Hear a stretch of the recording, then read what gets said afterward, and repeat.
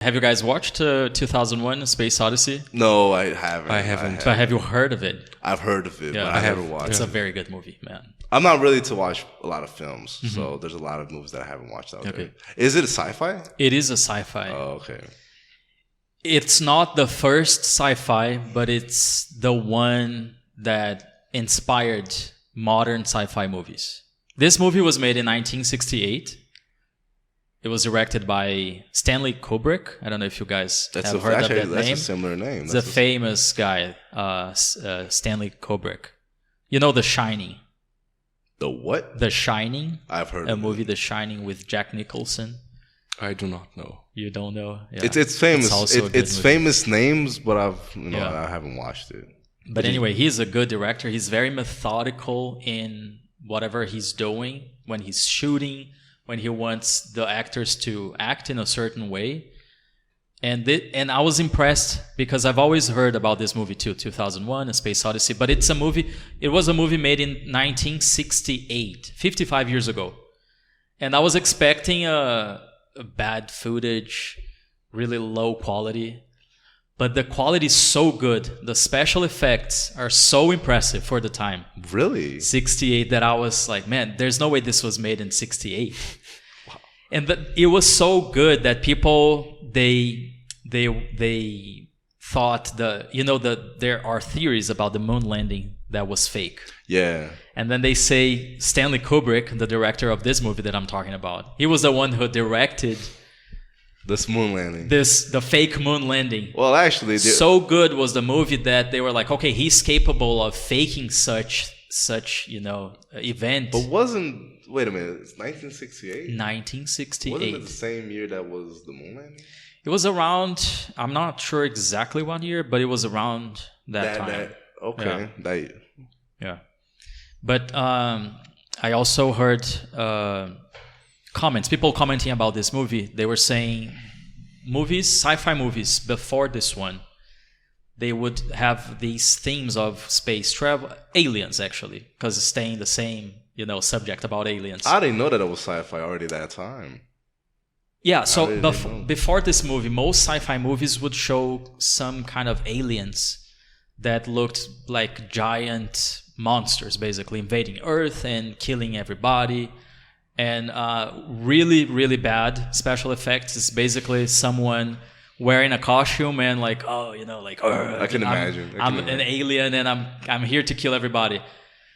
Kind of trash, And this movie was a mark in this time. It even inspired Star Wars. I was about to say it probably inspired Star Wars. It did, because there's these shots that were never made before from spaceships and showing Earth in the background or some other planets and space, the blackness of space.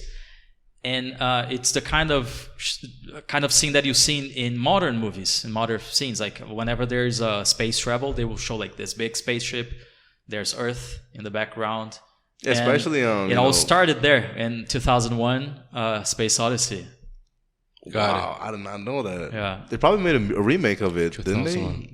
No, I never heard of a remake. If but they did, isn't this one a remake? No, this is not a remake. But, despite the name 2001, it wasn't made in okay, 2001. got it, fine. Yeah, it was. I thought it was actually I've heard of the name, but I didn't know that it was a movie from way back in the past. Way back, yeah, Got 55 years ago. Now I want to watch that. Yeah. Is it an interesting story, or is it just the visuals is very impressive? The visuals are impressive, and the story. The story, I don't think it's very easy to understand. You understand in the beginning. I don't know if you want spoilers. This is a 55, but this movie was made 55 years ago. Come on. I don't know it. Come on now. But I'm just gonna say very generally. Because it shows the story of humankind. It starts with apes in the beginning, and then it shows the progress of humans. Until not time travel, until space travel. So, what was I gonna say? So it's almost like he's trying to tell a story of us humans, like what we can become and some things that we should be careful about. be careful of. Interesting. So there is the special effects, the visuals that is very interesting. And an interesting that was story very as well. impactful to me. but also the story. And Stanley Kubrick, he's kind of known as being a little ambiguous in whatever he's trying to say. So he doesn't make it so clear. Because in the end, I'm not going to say the end, tell you the end. But there is something in the end that you're like, okay, I don't understand what's going on. Like, what is he trying to say? And he never told anybody. Because apparently he gave few interviews during his time. He's already dead, Stanley Kubrick. I can imagine. Yeah. But he never explained exactly what he was trying to tell. So it's kind of like up to interpretation of certain. I think that's the beauty of it. I think that's also the same impact that I forgot his name. Famous director that directed Pulp Fiction. Quentin Tarantino. Yeah, Tarantino. Yeah, he loves making make the audience give meaning to that piece of art, which is respectable. Yeah. I wanted just play a song from this video, from the movie. From the movie, yeah. Okay. It's an opening and there's a scene too. I'm not gonna show the scenes because I don't want to spoil. You just like the sound, but just the sound. It's a very famous. Let's see if you guys recognize this. If you wanna be my lover. Yeah. Wait a minute, don't they use this as like when they show the moon landing? Like always in the montage? Yeah. That's from that movie? It's from that movie. Wow, yeah. Actually, they didn't make this song for the movie. The song was made way before. Oh, okay. 100 years before. What? If I'm not mistaken. It's classical music. It's a classical music. Wow. The composer is Richard Strauss, something like that. And the song is called, in German, Also sprach Zarathustra. Zarathustra. It's the name of a book from... I think Nietzsche? Nietzsche, Is yeah. it Nietzsche? Also, thus spoke Zarathustra.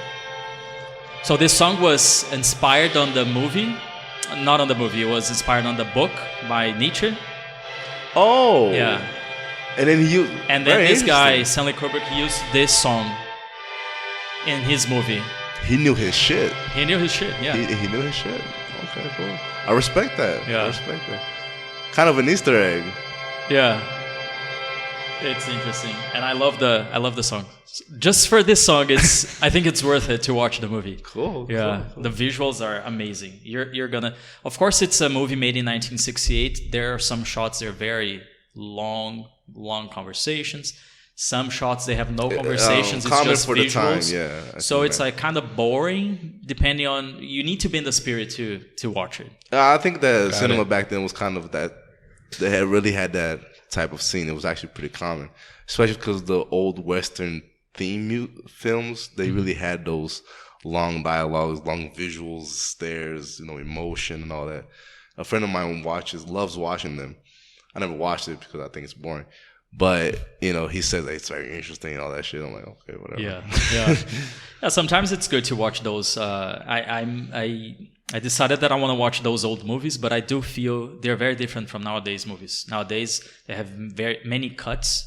The dialogues are short. The scenes are short. It's more dynamic, more rapid. Very dynamic. And the old ones, they have these long conversations, it's almost like, when are they gonna cut to something else? we're all cousin to like changes, right? And this movie is kind of like that too, but it's still, I think it's worth it to watch. It's how many the duration? I think it's 1 hour and a half. No, I think it's more. I think it's around 2. I forgot how many hours. No, I'm kind of curious about it. I'm gonna type on YouTube best scene. Yeah, seriously, because I'm not gonna watch highlights. Yeah, I'm not gonna watch it, so I'm just gonna type best scenes and then I'm gonna see. Yeah. Trailer. Yeah, definitely. You can do that. I'll check it out.